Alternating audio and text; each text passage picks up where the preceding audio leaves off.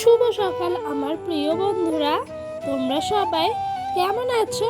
আশা করছি যে যেখান থেকে আমার ভিডিওটা দেখছো তোমরা সবাই ভালো আছো। তো তোমাদের আশীর্বাদ আর ভালোবাসায় আমরা অনেক অনেক ভালো আছি। আজকে ভিডিওটা শুরু করেছি তোমার হলো 7:10 থেকে। তো আজকে হলো বুধবার। তো বন্ধুরা, সকালে উঠে ঘরের আশেপাশে কাজ সেরে নিয়ে বাসন মাজা সব কাজগুলোই হয়ে গেছিল, খালি আমার এই ঘর মোছাটাই বাকি ছিল জানো তো। তো ঘরটাও মুছতে তাড়াহুড়া করে চলে এলাম। তো এখন কি হচ্ছে জানো তো, ঘুমটা না একটু লেটে ভাঙছে। আগে না অনেক তাড়াতাড়ি ঘুম ভেঙে যেত।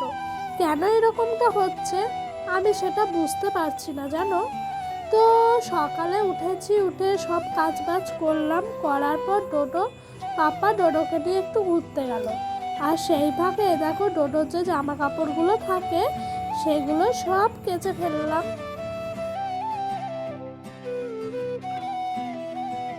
বন্ধুরা, তোমাদেরকে প্রথমে আমার কাছ থেকে একটা অনুরোধ জানাচ্ছি।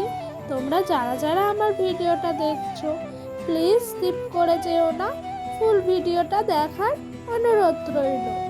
আর আমার ভিডিওটা যদি তোমাদের ভালো লেগে থাকে তাহলে প্লিজ একটা লাইক কমেন্ট করো আর সাবস্ক্রাইব করে পাশে থাকা বেল বাটনটা প্রেস করে দিও। তাহলে আমার ভিডিওগুলো সবার আগে তোমাদের কাছে পৌঁছে যাবে।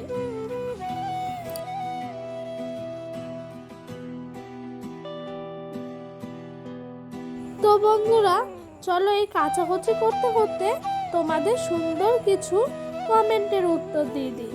তো এক দিদিভাই আমাকে কমেন্ট করেছে, ওটা খুব সুন্দর, তো মিষ্টি বনু তুমিও ভালো থেকো। তো দিদিভাই, আমাদের কুয়োটা না অনেক দিনকার জানো তো, আর আমিও অনেক ভালো থাকবো, তার সঙ্গে তুমিও অনেক অনেক ভালো থেকো আর এভাবেই আমার পাশে থেকে যেও।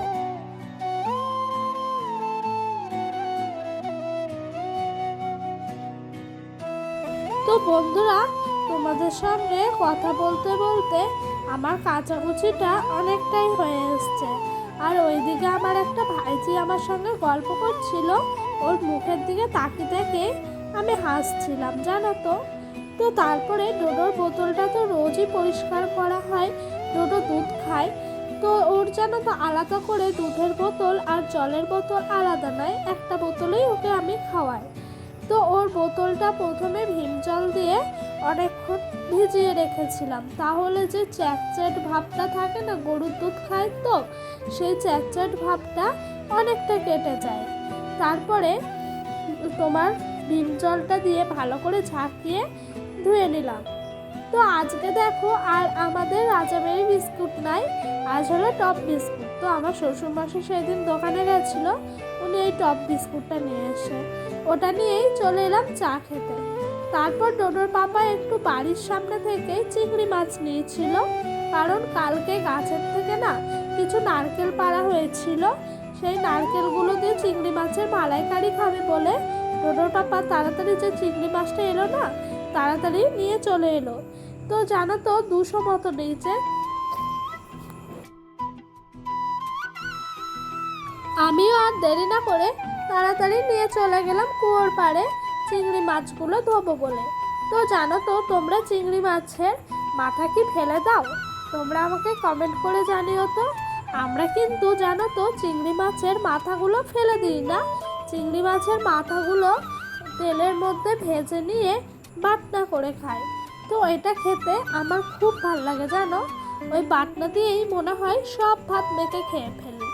আবার অনেকে চিংড়ি মাছের মাথাগুলো বেটে বড়া করে। তো ডোডোর পাপা তারপরে দোকানে গেছিল আর 4টে জেলি নিয়ে এসছে। তো ছেলে খেতে খুব ভালোবাসে আর আমরাও খাবো সেই জন্য। তারপরে দেখো পটল আর আলু কেটে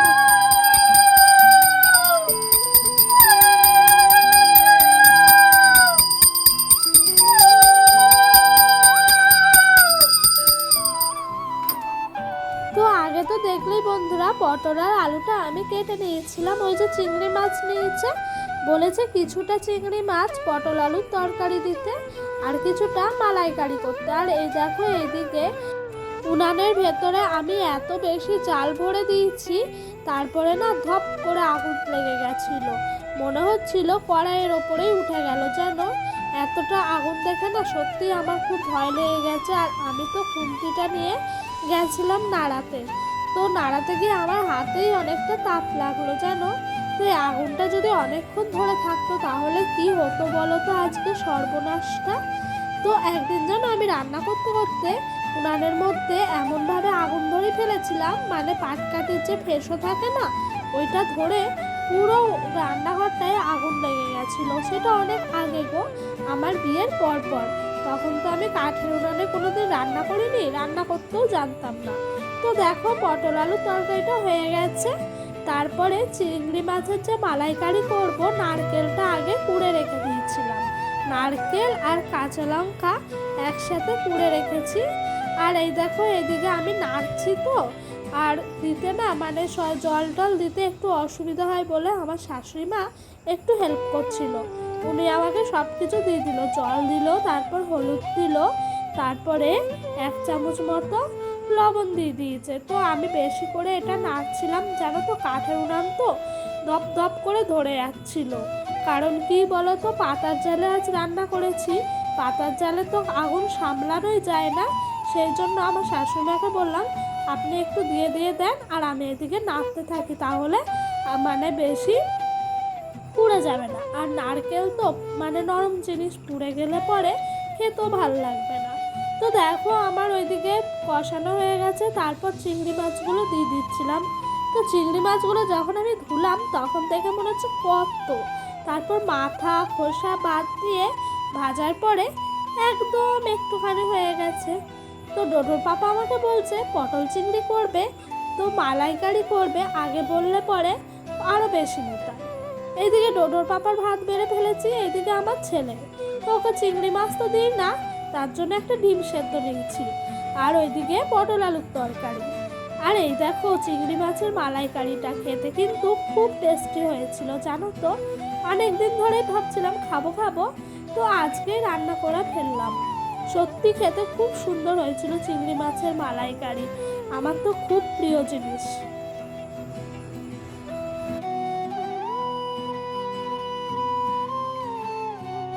তো বন্ধুরা এই দেখো সেই পটল আলুর তরকারি লাস্টে একটু লঙ্কার গুঁড়ি দিয়ে ফুটিয়ে নিয়েছিলাম, কারণ কি বলতো ডোডোর জন্য তুলে রেখেছিলাম, ও তো লঙ্কার গুঁড়ি খায় না, সেই জন্য। তো আমাদের দুপুরের খাওয়া দাওয়া হয়ে গেছে।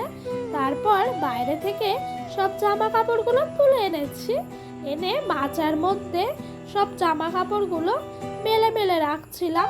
আর আমাদের মাচায় প্রচণ্ড হাওয়া দেয়, জল ঝরে গেলেই আমি সব জামা কাপড় বিকেলবেলা নিয়ে চলে আসি মাচার মধ্যে মেলার জন্য। বাইরে বেশিক্ষণ রাখি না, আর আমাদের খেতে নিতেই 5টা বেজে যায় বাসন কোসন মাজতে। তো সেই জন্য আরও বেশি করেই বাইরে মেলে রাখলাম। তো দেখো বাইরে মেলার পর বিকালবেলা একটু ঘরটা ঝাঁপ দিয়ে দিচ্ছিলাম। সারাদিন সবাই একটু হাঁটা চলা হয়, তো সব বাইরে ধুলো বালিগুলো ঘরের মধ্যে ঢোকে, সেই জন্য তাড়াহুড়া করে একটু ঝাঁপ দিয়ে দিচ্ছিলাম। তারপর ডোডোকে নিয়ে একটু রাস্তায় বেরো করতে যাব। ডোডো একভাবে যেন বাড়িতে থাকতে চায় না, এখন তো বড় হয়েছে, ও বিকাল হলেই ঘুরতে যেতে চায়।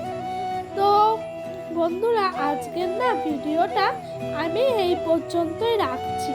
তো বন্ধুরা দেখা হবে আবার একটা কালকের ভিডিও নিয়ে। তোমরা সকলে ভালো